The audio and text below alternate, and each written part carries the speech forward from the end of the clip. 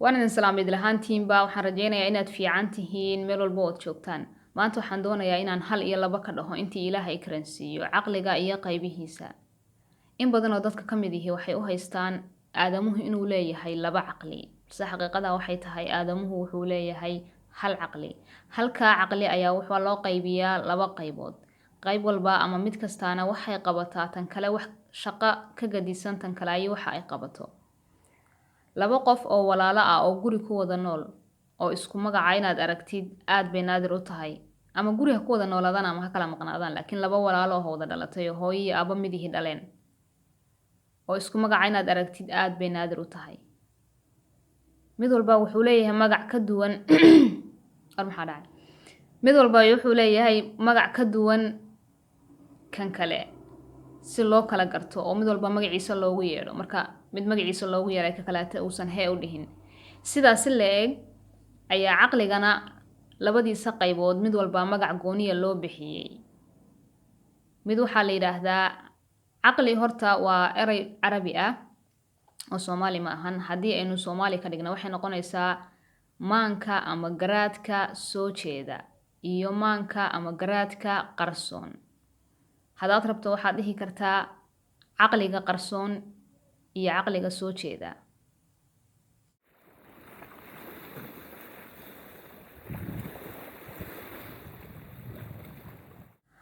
aan ku horeeyo caqliga soo jeeda iyo waxyaabaha uu qabto anigoo dibna kaga hadli doona caqliga qarsoon iyo shaqadiisa caqliga soo jeeda wuxuu masuul ka yahay go'aan qaadashada xornimada fikirka iyo doorashada wuxuu kala saaraa dhabta iyo dhalanteedka runta iyo beenta caqliga soo jeeda wuu kula seexdaa kulana soo kacaa yani habeenkii inta aad jiiftid caqliga soo jeeda wuu kula jiifaa markaad soo kacdidna wuu kula soo kacaa caqliga soo jeeda waa kan aad ku fikirto wax aad ku kala saarto waxna aad ku xaliso waa hagaha iyo hogaamiyaha caqliga qarsoon caqliga qarsoon iyo caqliga soo jeeda wuxuu u dhiibo ayuu qaataa isaga u taliya aanu gudubno caqliga qarsoon iyo shaqadiisa caqliga qarsooni wuxuu masuul ka yahay dhaqdhaqaaqa jidhka dareemaha iyo neefta caqliga qarsooni ma kala saaro dhabta iyo dhalanteedka tusaale ahaan habeenkii markaad jiifto mararka qaar waxaad ku riyootaa adigoo bahal ku ceydsanayo habeenkii markaad seexato orodkaad bilowdid buu waagu kuugu bariyaa maxaa yeelay caqliga soo jeeday waqtiga wuu jiifay waxaa shaqaynayay caqliga qarsoon caqliga qarsoonina dhabta iyo dhalanteedka ma kala saaro bahalkii kugu soo ordayay markii adiga waxay ku ahayd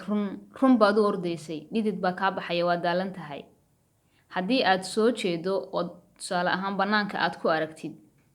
ay soo ordaya xaggaaga u soo ordaya waxaa laga yaabaa markaba gadaal inaad jaleecdo gadaal markaad jaleecdid aad aragtid eyga dhashiisa inay kaa dambayso markaba waxaad dareemaysaa deganaansho oo cabsi ma dareemaysid maxaa yeelay waxaad ogtahay inuusan adiga ku ordaynin laakiin riyo markay tahay wax walba oo xaggaaga u soo cararaba waxaad u malaysaa adiga inuu ku ceydsanayo caqliga qarsoon 24 saac isku si buu u soo jeedaa oo u shaqeeyaa habeenkii markaad riyootid ee caqligaaga soo jeeday uu jiifay subaxii markaad soo kacdid waxay u badan tahay habeenkii waxaad ku riyootay inaad xasuusatid mararka qaar waa laga yaabaa inaad yara ilowdid laakiin inta badan waad xasuusataa hadduu caqligaaga soo jeeda jiifay sideed ku xasuusataa maxaa yeelay caqliga qarsoon baa shaqaynayay taasna micnaheedu waxay tahay caqliga qarsooni inuusan seexanin oo 24 saacba uu soo jeedo caqliga qarsoon wuxuu nidaamiyaa xusuusaha oo kaydiyaa dhammaanba wixii loo dhiibo oo waxba ma lumiyo waa bakhaar aamina oo waxaad dhigato aad ugu imanaysid caqliga qarsooni waa la hogaamiyaa oo waxaa haga oo hogaamiya caqliga soo jeeda waana beer aad goosato kolba wixii aad ku beerato xun iyo sanba caqliga qarsooni wuxuu wax ku qaataa ku celcelinta wuxuuna sameeyaa caadooyinka 6 ilaa 21 mar wixii lagu celceliyo wuxuu ka dhigaa caado haddii tusaale ahaan markaad tukanaysid salaada waxaa laga yaabaa adigoo meel kale iskaga maqan faatixada goortaad dhamaysay inaad garan weydo marka la leeyahay qofka hebel waxaas wuu bartay ama wuu xifdiyey waxaa la yidhaahdaa wuxuu u xifdiyey sida faatixada oo kale. faatixada cidna ma garab marto dee cidna ma khalado.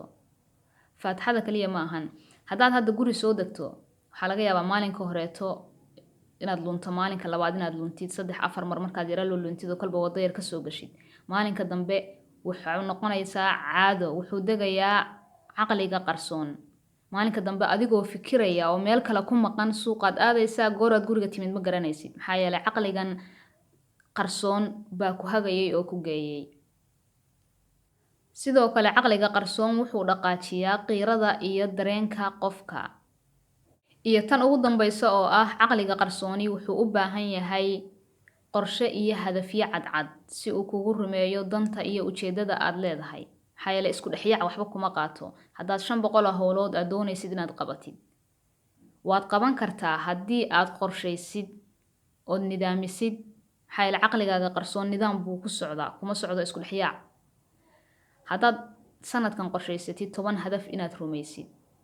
10 hadaf inaad xaqiijisid, 10kaaga hadaf eed qoratay ee ku qodobaysan, caqligaaga qarsoon wuu qaadanayaa, waadna samayn karaysaa waxa. laakiin waa inay ku cad yihiin si uu u qaato caqligaaga qarsoon. waxaan filayaa muuqaalkan inaad wax badan ka faa'iiday. haddii aad ka heshay suulka saar si aad noogu soo biirto, subscribe taabo. wixii fikri raay isweydaarsiya qaybta hoose ee faalada noogu reeb. wayna muuqaalka kan xiga insha Allah. nabad iyo caafimaad baan idinka tagay. Assalaamu calaykum waraxmatullaahi wabarakaatuh.